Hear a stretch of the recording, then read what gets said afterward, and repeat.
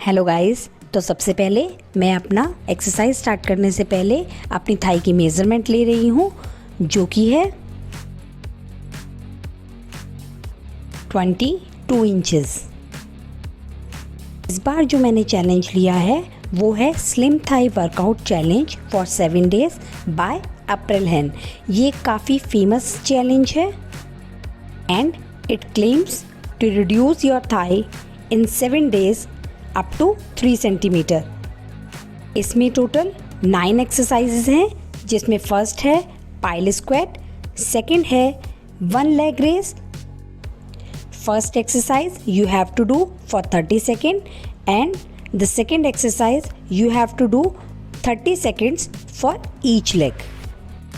If you are new to my channel, let me introduce myself. Hello guys, my name is Parul. I'm on the journey of self improvement और इसके लिए मैं time to time different challenges लेती रहती हूँ, कभी workout से related, कभी डाइट से रिलेटेड और कभी कभी मेंटल फिटनेस से related. So if you are interested in such kind of videos, please consider subscribe to my channel, hit the notification bell. Now back on the exercise. This is exercise number 3, which is a butt bridge or glute bridge with a towel. आपको towel को role करके दोनों पैरों के नीज के बीच में रखना है और फिर बट ब्रिजेस करने हैं। The exercise number 4 is leg hinges. आपको ये दोनों एक्सरसाइज भी 30 सेकेंड्स तक करनी है। इस एक्सरसाइज को करते वक्त हमें ये ध्यान रखना है कि हमारे टोस ऊपर की तरफ स्ट्रेच होने चाहिए। Now exercise number 5। फिर से इसमें हमें लेग रेस करना है, लेकिन हमें इनर थाई वाले को करना है। इसमें हम ऊपर वाली लेग को सामने की तरफ लेकर आएंगे और नीचे वाले लेग को रेस करेंगे फ्रॉम द थाई। और इसमें भी हमें टो को स्ट्रेच करके रखना है और ये एक्सरसाइज भी हमें 30 सेकेंड्स के लिए करनी है for each leg. 6 exercises donkey kick. इसमें भी आपको टो को स्ट्रेच करके रखना है। पता नहीं क्यों फर्स्ट डे तो मुझसे ये एक्सरसाइज ठीक से हुई ही नहीं।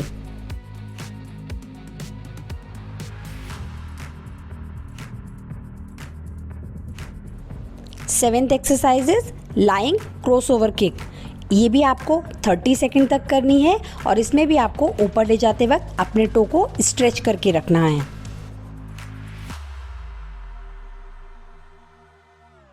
फिर आपको ये एक्सरसाइज फिर से रिपीट करनी है for the 30 second.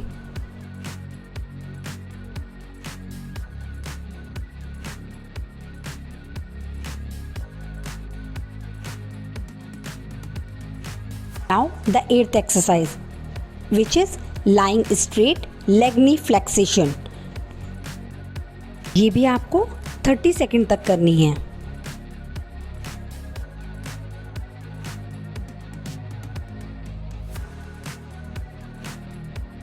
Now the last exercise, exercise number 9, which is straight leg hip raise।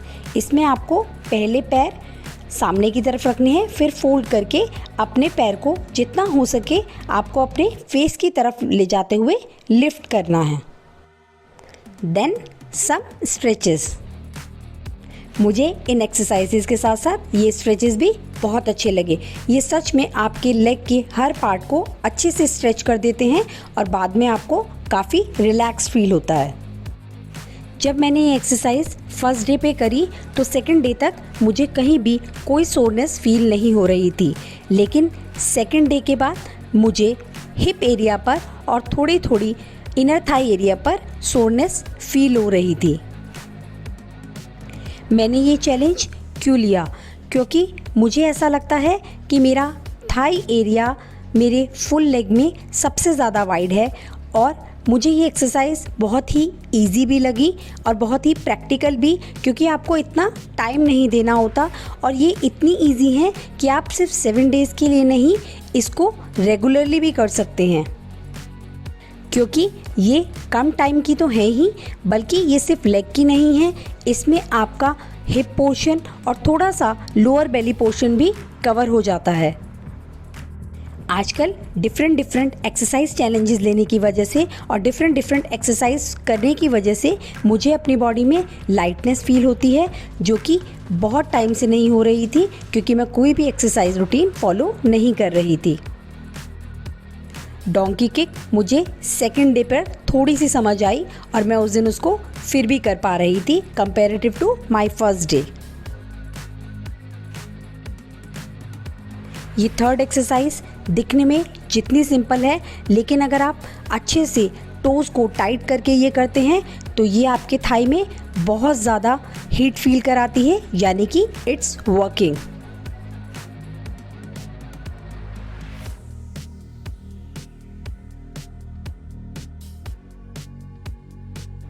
Starting के कुछ डेज तो मुझे इस एक्सरसाइज में अपने पैर को फुल्ली स्ट्रेट रखने में और बैलेंस करने में बहुत डिफ़िकल्टी हो रही थी, और ये लास्ट एक्सरसाइज में तो मेरे हिप उठ ही नहीं रहे थे। मैंने अपने 7 दिन के वर्कआउट की वीडियो शूट करी है ताकि आप इसमें इम्प्रूवमेंट देख सकें और धीरे धीरे ये भी देख सकें कि जब हम एक्सरसाइज करते रहते हैं तो हमारा पॉस्चर भी कितना करेक्ट हो जाता है, स्पेशली जब हम एक्सरसाइज बिना किसी गैप के डेली करते हैं। और मेरे साथ तो ये अक्सर होता है, अगर मैं कोई चैलेंजेस लेती हूँ तो मैं उसके बीच में हमेशा ये कोशिश करती हूँ कि कोई गैप ना दूँ, स्पेशली अगर वो इतना छोटा सिर्फ 7 डेज़ का चैलेंज हो तो। अगर आप लोगों ने भी कोई चैलेंज लिया है और उसके रिज़ल्ट आपको मिले हैं तो प्लीज़ मेरे साथ ज़रूर शेयर कीजिएगा और मुझे ये भी बताइएगा कि आप आगे कौन से एक्सरसाइज के चैलेंजेस देखना चाहते हैं, मैं उन्हें ज़रूर ट्राई करूँगी। इससे पहले भी मैंने 7 डेज़ के कुछ और चैलेंजेस भी लिए थे, जिसकी प्लेलिस्ट का लिंक मैं बाद में ऐड कर दूँगी, आप चाहें तो उनको देख सकते हैं और मैं उनका लिंक डिस्क्रिप्शन में भी ज़रूर ऐड कर दूँगी।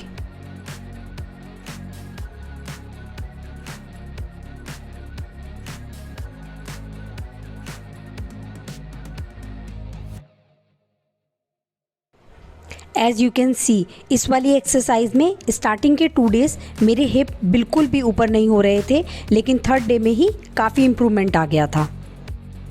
डे बाय डे मेरी परफॉर्मेंस तो इम्प्रूव हो ही रही थी, अब मैं इनको ईजिली कर भी पा रही थी, जिसकी वजह से मेरे बीच का जो रेस्ट टाइम था वो भी काफ़ी कम हो गया था।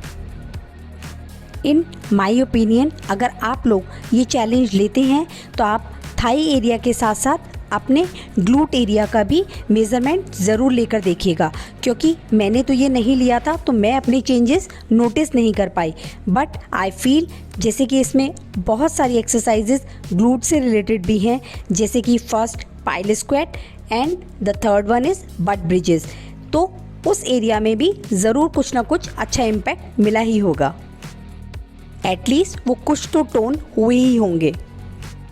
और अगर आप लोगों ने पहले ये चैलेंज एक्सेप्ट किया हुआ है तो आप लोग भी अपना रिज़ल्ट मेरे साथ कमेंट सेक्शन में ज़रूर शेयर कीजिएगा, या फिर आप फ्यूचर में ये चैलेंजेस लेते हैं तो अपना एक्सपीरियंस मेरे साथ कमेंट सेक्शन में ज़रूर शेयर कीजिएगा।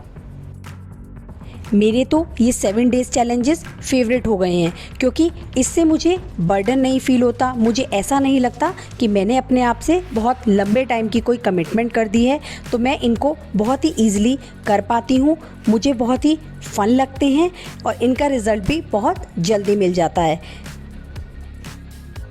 आप लोगों का इस बारे में क्या ओपिनियन है? मुझे तो ऐसा लगता है कि अगर आप बहुत टाइम से वर्कआउट नहीं कर रहे हैं तो आप स्टार्ट इन छोटे चैलेंजेस से कर सकते हैं, फिर आप लॉन्ग टर्म के लिए अपनी बॉडी के रिक्वायरमेंट के हिसाब से अपना एक्सरसाइज रूटीन डेवलप कर सकते हैं।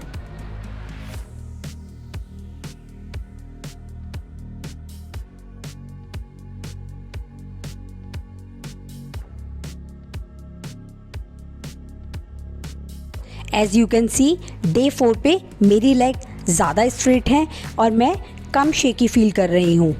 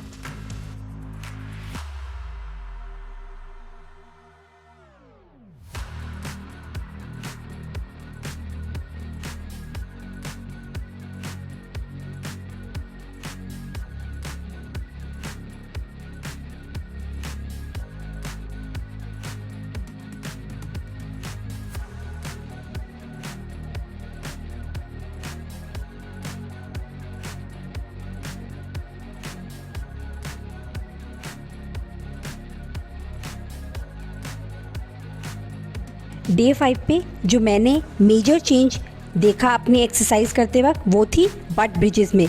अब मेरी बॉडी ज़्यादा ऊपर तक जा रही थी और मैं उसको अच्छे से टाइट भी रख पा रही थी। जैसे कि इस वाली एक्सरसाइज में भी मेरे लेग ज़्यादा शेकी नहीं थे और इवन मैं बहुत ही स्ट्रेट फील कर रही थी ये एक्सरसाइज करते वक्त, क्योंकि मेरे नीज बेंड नहीं हो रहे थे।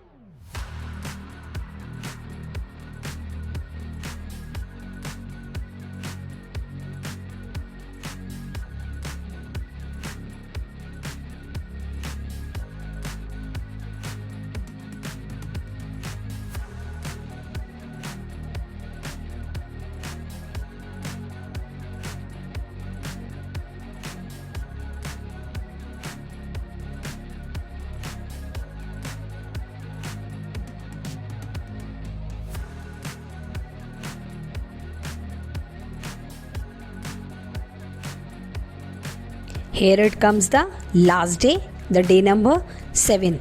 इस दिन मैंने एक्सरसाइज काफ़ी लेट की थी, रात को जस्ट डिनर से पहले।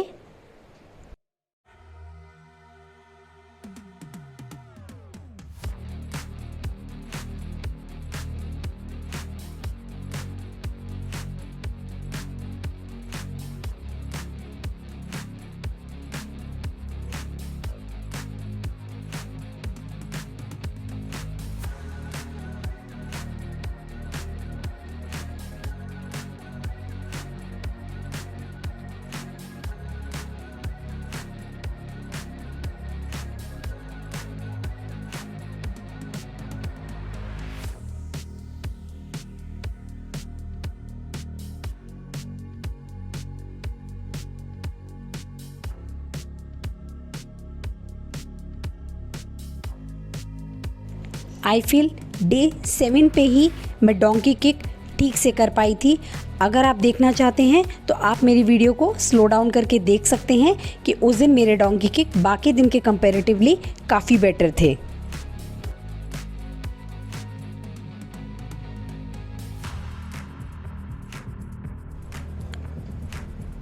Wow, you can see day 1 और डे 7 में ही कितना डिफरेंस है। सिर्फ 7 दिन रेगुलर ये एक्सरसाइज करने से ही सिर्फ 7 दिनों में कितना इम्प्रूवमेंट आ गया है। एक्चुअली मैंने अपनी मेज़रमेंट 7 डे पे ही ले ली थी, जबकि मुझे मॉर्निंग में 8th डे पे लेनी चाहिए थी। बट इट्स ओके, मेरा रिज़ल्ट ज़्यादा वेरी नहीं करेगा, मुझे ऐसा लगता है। और मेरा मेज़रमेंट लास्ट डे आया था 21 इंचेस, तो मैंने लूज़ किया है 1 inch which is approximate 2.5 centimetre. ये एक्सरसाइज क्लेम करती है कि आप 7 डेज में अप टू 3 सेंटीमीटर तक लूज़ कर सकते हैं। मैंने लूज़ किया है 2.5 सेंटीमीटर और एक वीक में ये मेरे हिसाब से बहुत अच्छा रिजल्ट है। अगर आप लोग भी अपना थाई फैट कम करना चाहते हैं तो आप इस एक्सरसाइज को प्लीज़ ट्राई कीजिएगा। If you like my video please give it a thumbs up, subscribe to my channel and hit the notification bell and share it with your friends and family. See you soon. Till then, take care. Bye bye.